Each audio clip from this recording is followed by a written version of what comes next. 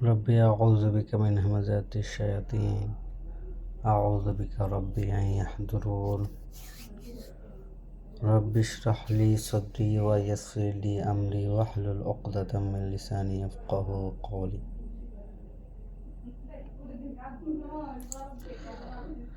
প্রতিপালক, আপনার কাছে আশ্রয় প্রার্থনা করছি শয়তানদের সমস্ত রকমের প্ররোচনা হতে। আশ্রয় প্রার্থনা করছে আপনার কাছে প্রতিপালক তাদের সমস্ত রকমের উপস্থিতি হতে। প্রতিপালক, আমার বোধকে উন্মুক্ত করে দিন, আমার কাজে দিন সহজতা, আর দূরীভূত করুন জড়তা, আমার জিহ্বার জড়তা, যেন তারা আমার কথা বুঝতে পারে। বিসমিল্লাহ। পরিচয় প্রতিপালকের। আর রহমান আর রহিম, পরম করুণাময়, অসীম দয়ালু। আজকে আলোচনার বিষয় হচ্ছে ব্যয় সম্পর্কিত আমরা আলোচনা করব। তার আগে একটি আয়াত আমরা দেখব, সূরা আস-সাফ 61 নম্বর সূরার 10 নম্বর আয়াত। কি বলছেন আল্লাহ?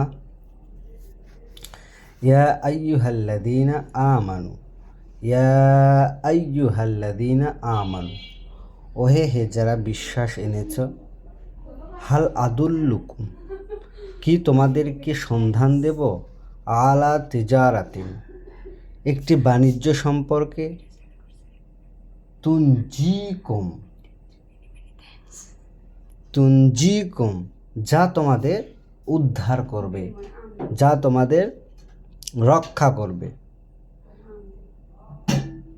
যা তোমাদের উদ্ধার করবে, মিন আযাবিন আলিম, যন্ত্রণাদায়ক আর এক মর্মন্তক শাস্তি হতে। কি বলছেন আল্লাহ? শোনো, ইয়া আইয়ুহাল্লাযীনা আমানু, ওহে হে যারা বিশ্বাস এনেছ, হাল আদুল্লুকুম, আমি কি সন্ধান দেব তোমাদেরকে, আলা তিজারাতিন, আলা তিজারাতিন, এক বাণিজ্য সম্পর্কে, এক বিজনেস সম্পর্কে, তুনজিকুম, যা তোমাদেরকে রক্ষা করবে, যা তোমাদেরকে উদ্ধার করবে, মিন আযাবিন আলিম, যন্ত্রণাদায়ক এক মর্মন্তক শাস্তি হতে। তাহলে তো আমাদের অবশ্যই শুনতে হচ্ছে, যদি আমরা বিশ্বাসের দাবি করি যে কি সেই বাণিজ্য, তিজারা, তিজারা, তিজারা মানে হচ্ছে বাণিজ্য, যেটাকে ইংরেজিতে বলে বিজনেস। আর বাইয়া মানে বাই শব্দের অর্থ, বাইয়ি শব্দের অর্থ হচ্ছে কেনা বেচা। তো কেনা বেচা শব্দটা সাধারণ অর্থে ব্যবহার হয়, মানে, আর তেজারা শব্দের অর্থ ব্রড অ্যাঙ্গেলে যখন ব্যবসা করা হয় তখন সেটাকে তেজারা বলে, মানে পাইকারি ব্যবসা যেটাকে বলে আর কি, বিজনেস বলা হয়। আর এইটা হচ্ছে সাধারণ বাই অ্যান্ড সেল, বাইয়ি। তো আল্লাহ বলছে কি, যে আমি কি তোমাদেরকে সন্ধান দেব? কিসের সন্ধান? আলা তিজারা, মানে একটা বাণিজ্যের সন্ধান, তুনজিকুম, যা তোমাদেরকে উদ্ধার করবে, মিন আযাবিন আলিম, যন্ত্রণাদায়ক এক মর্মন্তক শাস্তির থেকে। তাহলে বিশ্বাসীদের আল্লাহ বলছে যে এইটা তাদেরকে শাস্তি থেকে উদ্ধার করবে। তাইলে যদি আমরা বিশ্বাসের দাবি করে থাকি, কি করতে হচ্ছে? আমাদের অবশ্যই জানতে হচ্ছে আল্লাহ কি বাণিজ্য আমাদের অফার করছে। বাণিজ্যটা হচ্ছে তুমিনুনা বিল্লাহ, তোমরা স্বীকৃতি দিবে আল্লাহকে, ও রাসূলিহি, অর্থাৎ তার বার্তাবাহককে। বিজনেসটা কি? এক নাম্বার হচ্ছে তোমরা স্বীকৃতি দেবে। তুমিনুন শব্দের অর্থ বিশ্বাস, না আমি বিশ্বাস বললাম না, শুধু বিশ্বাস থাকলে সেইটা হচ্ছে যে বিশ্বাস নয়। এইটাকে যতক্ষণ পর্যন্ত না প্রমাণ করা যাচ্ছে যে এইটা তুমি সত্যি আল্লাহকে ভালোবাসো বা বিশ্বাস করো, ততক্ষণ পর্যন্ত এটা জাস্ট বিশ্বাস। তো বিশ্বাস যে কিছু যায় আসে না, পৃথিবীতে সবাই আল্লাহকে বিশ্বাস করে কিন্তু কেউ তাকে স্বীকৃতি দেয় না। তো মিনুনা বিল্লাহ, বিশ্বাসীকে বলছে, কিন্তু বিশ্বাসীকে বলছে যে তু মিনুনা বিল্লাহ, তোমরা স্বীকৃতি দাও আল্লাহকে, ও রাসূলিহি, অর্থাৎ তার পাঠানো বার্তাবাহককে স্বীকৃতি দাও যে হ্যাঁ তুমি সত্য, আর তোমাকে আমরা স্বীকৃতি দিলাম, মেনে চলবো তোমাকে। ও তুজাহিদুনা, আর তোমরা সর্বান্তক প্রচেষ্টা করো ফি সাবিলিল্লাহ, আল্লাহর পথে। তোমরা সর্বান্তক প্রচেষ্টা চালাও, জিহাদ শব্দের অর্থ প্রচেষ্টা চালানো, সর্বাত্মক প্রচেষ্টা চালাও ফি সাবিলিল্লাহ, আল্লাহর পথে। কি দিয়ে? মাথায় রেখো, বি আমওয়ালিকুম ও আনফুসিকুম, দিয়ে তোমাদের সম্পদ আর দিয়ে তোমাদের নিজেদের। একদম আল্লাহ বললেন যে আল্লাহর পথে তোমরা সংগ্রাম করো, আল্লাহর পথে তোমরা সর্বাত্মক প্রচেষ্টা চালাও দুইটা জিনিস দিয়ে। প্রথমে বলছে বি আমওয়ালিকুম, সম্পদ, তারপরে বলছে ও আনফুসিকুম, অর্থাৎ নিজেদের, তোমাদের দিয়ে, আগে তোমাদের সম্পদ দিয়ে তারপর তোমাদের দিয়ে। মানে আল্লাহ এখানে বোঝাতে চাইলেন যে সেই তিজারা দুইটা পার্ট হচ্ছে সম্পদ আর তোমাদের নিজেরা। একদম 50-50, এখানে নিট অ্যান্ড ক্লিন কথা, 50-50। তোমরা নিজেরা নিজে যে প্রচেষ্টাটা চালাবে, নিজে যে বিশ্বাসটাকে গাঢ় করবে, বিশ্বাসের স্বরূপ সন্ধান করবে, আসল প্রকৃত বিশ্বাসের দিকে আসবে, এটা তো নিজেকে করতে হয়। আর সম্পদ ব্যয় করবা আল্লাহর পথে। সে আল্লাহর পথ কি? আল্লাহ তো অ্যাকাউন্ট নাম্বার আবার দিয়ে দিছে, সে অ্যাকাউন্ট নাম্বারে ডিপোজিট করতে হয়। তাহলে কি বোঝা গেল? প্রথমে আল্লাহ বলছে কি? সম্পদ। এই জন্যে কামাল সাহেব বলে যে টাকা ছাড়া জান্নাত নেই। না, প্রমোশনের কিছু না, যেটা হচ্ছে সত্য সেটা সত্যই। তাহলে সেই জিনিসটা খুবই ইম্পর্ট্যান্ট একটা বিষয়, কারণ ব্যয় জিনিসটা খুবই ইম্পর্ট্যান্ট। একজন বিশ্বাসী ব্যক্তিকে ব্যয় সম্পর্কে যদি না বোঝে, তাহলে তার অর্ধেক মানে বিশ্বাসটা অপূর্ণ থেকে যাবে। কারণ ব্যয়টা খুব ইম্পর্টেন্ট। তোমার সম্পদ দিলেও তোমাকে আর তুমি যা ইচ্ছা যথেচ্ছা তুমি ব্যবহার করতে পারবে না এটাকে। সালামান আলা শোয়েবের ব্যাপারে তারা জাতি তাকে বলছে যে হে শোয়েব, সালাতুকা তা'মুরুকা, তোমার সালাদকে তোমাকে নির্দেশ দেয় এই যে আমরা আমাদের মান্যদের ত্যাগ করি আর আমরা আমাদের সম্পদকে যথেচ্ছা ব্যবহার না করি। তার মানে সম্পদ গুরুত্বপূর্ণ অংশ, আল্লাহর একটা আমানত।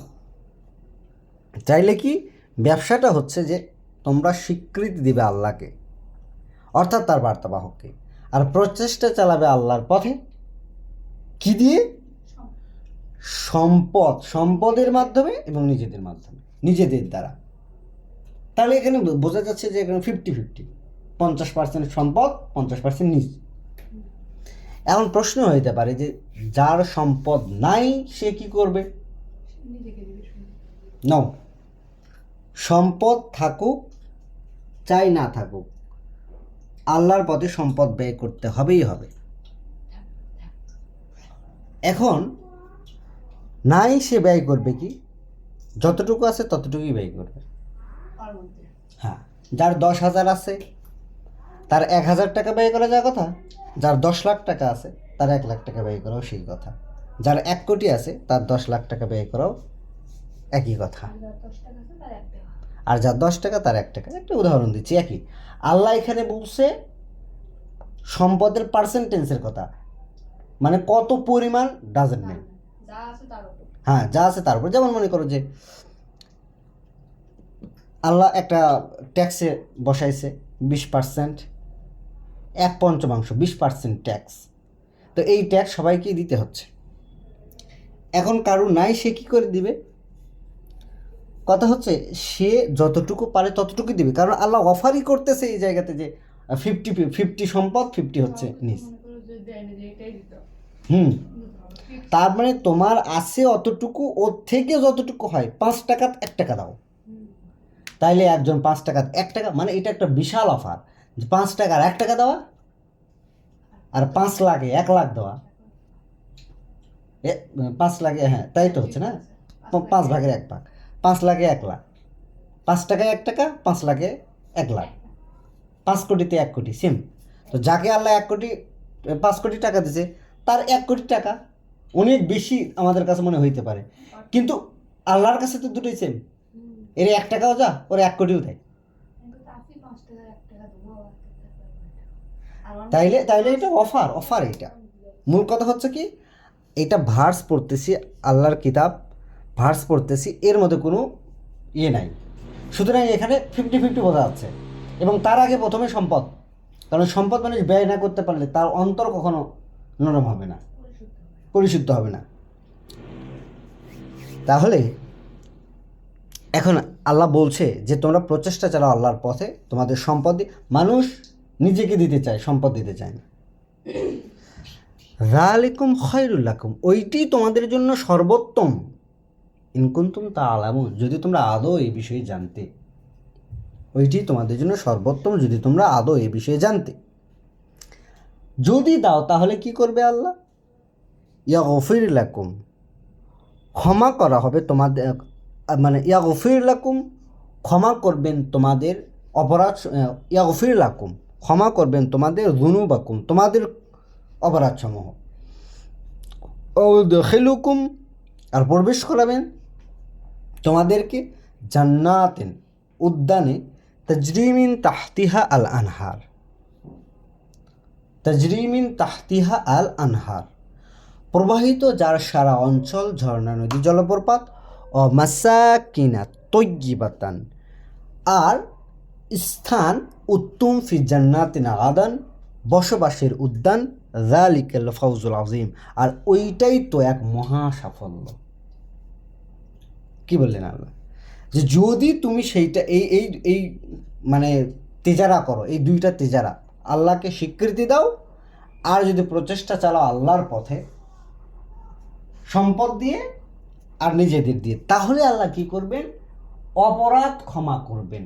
মানে এতকাল যে মানুষ অপরাধ করেছে, সে যখন বুঝতে পেরেছে সে প্রকৃত বিশ্বাস তার ভেতরে নাই, তারপরে যে সে বিশ্বাসটাকে নবায়ন করেছে, এর আগের যে অপরাধ, সে অপরাধগুলো ক্ষমা হবে সম্পদ খরচ করলে। বোঝো একটা কথা, তাহলে যে বেচারাকে আল্লাহ সম্পদ দেয়নি, খুবই অল্প পরিমাণে, আল্লাহ বলছেন কাউকে আমি পরিমাণ মতো দিই, কাউকে একদম হচ্ছে যে অসহায় বানাই, সে আবার দিবে কি? হ্যাঁ, বরং সেই তো আরও, তাকেই তো আরও দেওয়া লাগবে। ও সারা সারা মাসের হিসাব করে দেখে ওরা আরও দেয় না, তবে তো আরও দেওয়া লাগবে। আমাদের উচিত এখন ওকে দেওয়া, যাকে আল্লাহ সম্পদ দিয়েছে ওর এখন ওখানে দেওয়া। তো সেইটার কথা বলা হচ্ছে না, কিন্তু সবারই কিছু না কিছু তো আছে, সেখান থেকে সে দিবে। কারণ না দেওয়া পর্যন্ত সে কী হবে না, তার অন্তরটা পরিষ্কার হবে না।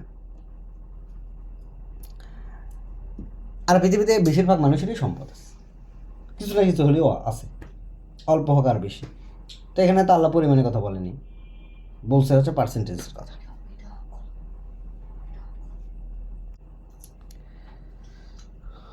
তারপর কি বললেন?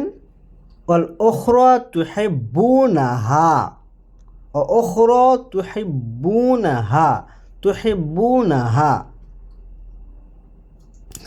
আর অন্যটি তিনি তা পছন্দ করেন।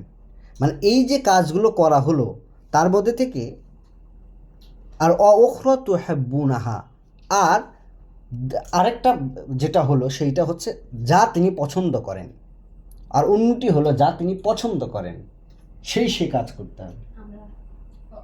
আল্লাহ পছন্দ করেন। তা আল্লাহ কি পছন্দ করেন? আল্লাহ সৎকর্মশীলদের সৎকর্ম পছন্দ করেন। অনেক সৎকর্মের ডিটেলস আল্লাহ দিয়েছে কোরআনে, কিতাবে। নাসরুম মিনাল্লাহ ওয়া উখরা তুহিব্বুনাহা, আর যা তোমরা পছন্দ করো, দুঃখিত, তোমরা পছন্দ করো, তুহিব্বুনাহা, আর অন্যটি তোমরা যা পছন্দ করো, নাসরুম মিনাল্লাহ, আল্লাহর পক্ষ থেকে সাহায্য, ওয়া ফাতহান করিব, আর নিকটবর্তী বিজয়, অবাশশিরিল মুমিনিন, আর সুসংবাদ দাও সেই বিশ্বাসীদেরকে, সুসংবাদ দাও সেই বিশ্বাসীদেরকে। তাহলে অপরটা কি? যা আমরা পছন্দ করি সেটাকে আল্লাহর থেকে সাহায্য আমরা পছন্দ করি, আর বিজয় পছন্দ করি। কে চায় না এটা? আল্লাহর থেকে অনুগ্রহ কে চায় না? আল্লাহর থেকে সাহায্য কে চায় না? আমরা চাই তো। ওই সাহায্য পাইতে গেলে এই বিজনেসটা করতে হবে আল্লাহর সাথে। অন্য আয়াতে আল্লাহ বলছেন সূরা ইয়েতে, তৌবাতে, যে আল্লাহ কি করেছেন? বিশ্বাসীদের জান এবং মাল ক্রয় করে নিয়েছেন জান্নাতের বিনিময়ে, সম্ভবত 111 নম্বর আয়াত।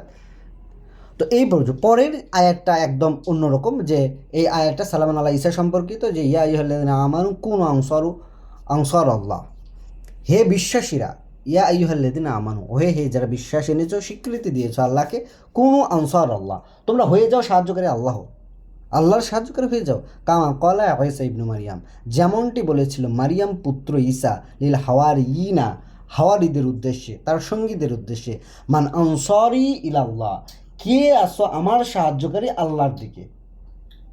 শব্দ চয়ন দেখো, কি শব্দ চয়ন, মান আনসারি ইলাল্লাহ, কে আছো আল্লাহর সাহায্যকারী, কে আছো আমার সাহায্যকারী আল্লাহর দিকে। ক্বালাল হাওয়ারিয়ুনা, আর বলল তার সেই সঙ্গী সাথীরা বা হাওয়ারিরা, নাহনু আনসার আল্লাহ, আমরা আল্লাহর সাহায্যকারী।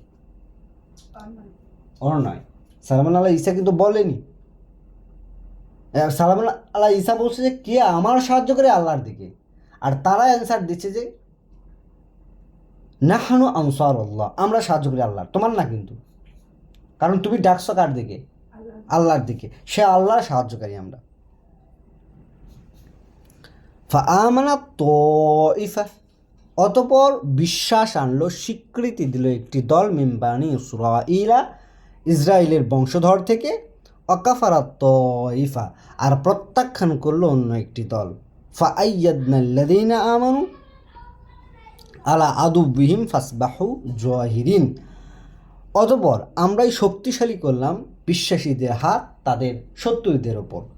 ফাআইয়াদনা মানে আল্লাহ বলছেন যে আমরাই শক্তিশালী করলাম তাদের হস্তসমূহ, আল্লাযীনা আমানু, যারা বিশ্বাস এনেছিল, আলা আদুবিহিম, তাদের শত্রুদের বিরুদ্ধে, ফাসবাহু জাহিরিন, ফলে তারা বিজয়ী হইল। কারা? এই বিশ্বাসীরা বা রসুলের দলটা বিজয়ী হইল। তাহলে সর্বসাকল্যের সামারিটা কি দাঁড়ালো, যে আল্লাহ কি বলছেন, অফার করছেন আমাদের একটা তিজারা, যে হে বিশ্বাসীরা, যারা বিশ্বাস এনেছ, তোমাদের কি আমি একটি সেই বাণিজ্যের সন্ধান দিব যা তোমাদেরকে রক্ষা করবে বা তোমাদের উদ্ধার করবে নিদারুণ এক কষ্টদায়ক শাস্তি থেকে। তা হলো কি, তোমরা স্বীকৃতি দিবে আল্লাহকে, অর্থাৎ তার বার্তাবাহককে, অর্থাৎ তার কিতাবকে, অর্থাৎ এখন যে কিতাবটা পড়া হচ্ছে সেইটাকে। ওয়া তুজাহিদুনা, আর তোমরা সর্বাত্মক প্রচেষ্টা চালাবে আল্লাহর পথে। কিভাবে? বি আমওয়ালিকুম ও আনফুসিকুম, দিয়ে তোমাদের সম্পদ আর তোমাদের নিজেদেরকে, যালিকুম খায়রুল লাকুম, এইটাই তোমাদের জন্য একদম উত্তম, সর্বোত্তম, ইন কুনতুম তা'লামুন, যদি তোমরা আদৌ এই বিষয়ে জানতে। ইয়াগফির লাকুম, ক্ষমা করবেন তোমাদেরকে, যুনুবাকুম, তোমাদের অপরাধসমূহ, ওয়া ইদখিলুকুম জান্নাহ, আর প্রবেশ করাবেন তোমাদের বনবাগিচায়, উদ্যানে, তাজরি মিন তাহতিহা আল আনহার, সারা প্রবাহিত যার সারা অঞ্চল, ঝর্ণা, নদী, জলপ্রপাত, ও মাসাকিনাত তয়্যিবাতান, আর বসবাসের ফি জান্নাতুল আদন, আর বসবাসের জন্য সুন্দর সর্বোত্তম একটি উদ্যান, যালিকাল ফাউজুল আজিম, আর ওইটি তো মহা সাফল্য। উখরা তুহিব্বুনাহা, আর অন্যটি যা তোমরা পছন্দ করো, যা তোমরা ভালোবাসো, নাসরুম মিনাল্লাহ, আল্লাহর পক্ষ থেকে সাহায্য, ও ফাতহুন করিব, এবং নিকটবর্তী বিজয়। অবাশশিরিল মুমিনিন, আর সুসংবাদ দাও বিশ্বাসীদের। তাহলে আমরা এখান থেকে বুঝতে পারলাম, বা আল্লাহ আমাদের এটা বুঝাইলো, যে আমাদেরকে আল্লাহর পথে প্রচেষ্টা চালাইতে হবে, বি আমওয়ালিকুম ও আনফুসিকুম, সম্পদ এবং নিজেদের দিয়ে, অর্থাৎ এখানে টোটাল মিলে হচ্ছে 100%, 50-50। এই জায়গাতে একটা বিভ্রান্তির সৃষ্টি হয়, সেইটা কি, কেউ আল্লাহর পথে সংগ্রাম করছে শুধু নিজেকে দিয়ে, দেখো খেয়াল করো, সে তার সম্পদ দিতে চায় না, বরং সে আরও সম্পদ খায়, কারণ যখন সে একটা কমিউনিটি তৈরি করে ফেলে, তখন সে সারাটা দিন এখন কি নিজেকে দায়ী হিসেবে এখন তুলে ধরে, আর তারপর তার কোনো কাজ নেই, কিন্তু সে শুধু আল্লাহর হচ্ছে যে ইয়ে করবে, দায়ী, নিজেকে তারা দায়ী বলে আর কি, মানে আল্লাহর কাজ করবে আর খাবে মানুষের টাকা খাবে। মনে রাখো একটা কথা, যে এখানে সাদগার যে বন্টন নীতি, সেটাতে বলা আছে রসুল বা বার্তাবাহক, বা যে বার্তা বহন করছে, যে দায়ী ইলাল্লাহ, এরা একটা টাকা এখান থেকে খাইতে পারবে না। এইটা তাদের জন্য হারাম। যদি খাইতেই পারতো তাহলে রাসূল বলতো না যে আমি এর জন্য তোমাদের কাছে কোনো পারিশ্রমিক চাই না। রাসূলের কাছে টাকা আসবে, রাসূল বন্টন করবে সেই খাত অনুযায়ী। ওটা তো ওর মধ্যে কিন্তু রাসূল পড়ে না। রাসূল একটা টাকা খাইতে পারবে না, দায়ী আল্লাহ একটা টাকা খাইতে পারবে না।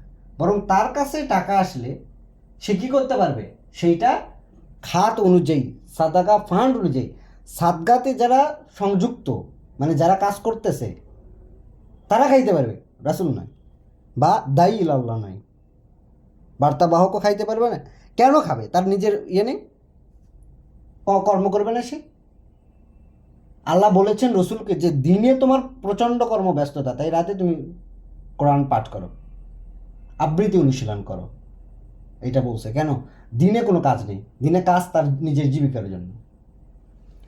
আর মানুষের কাছে যে বলবে সেইটার জন্য সে রাতে প্র্যাকটিস করে দিনে কিছুটা সময় মানুষকে বলবেই। তো ও তো শুধু মুখ বুঝে কাজ করবে না, এইটা কিন্তু তাকে নিজেকেই কাজ করে খাইতে হয়। আর আমাদের দায়ীরা আরও বেশি হচ্ছে মানে ওপর লেভেলে, তাই তারা হচ্ছে যে তাদের আর কোনো কাজ নেই, তারা সারাদিন খেলে পড়বে। এরা ভণ্ড। যারা শুধুমাত্র নিজেকে দিয়ে আল্লাহর পথে সংগ্রাম করছে এরা ভণ্ড। আর যারা শুধুমাত্র সম্পদ দিয়ে আল্লাহর পথে সংগ্রাম করছে এরাও ভণ্ড। মাথায় রাখবা, আল্লাহর পথে তোমার সংগ্রাম করতে হয় দুইটা দিয়ে, 50-50, সম্পদ এবং নিজেকে, দুইটাই দিতে হবে। আর যারা এই দুইটার যে কোনো একদিকে চলে গেছে তারাই ভণ্ড, তারাই মিথ্যা। কারণ এখানে আল্লাহ তো বলে দিলেন যে 50-50। তাহলে যারা এই 50কে তারা 100% করলো কীভাবে? তারা নিজেদের বুঝ নিয়ে করলো না।